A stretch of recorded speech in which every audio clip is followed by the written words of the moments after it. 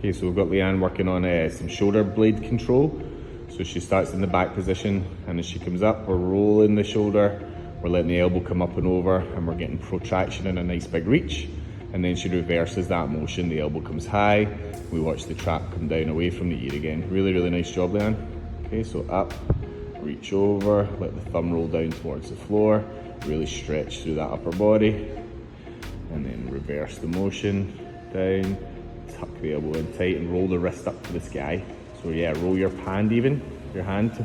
Yeah. Okay, and back forward again. Yeah, nice big reach. Pull back down, all the way down.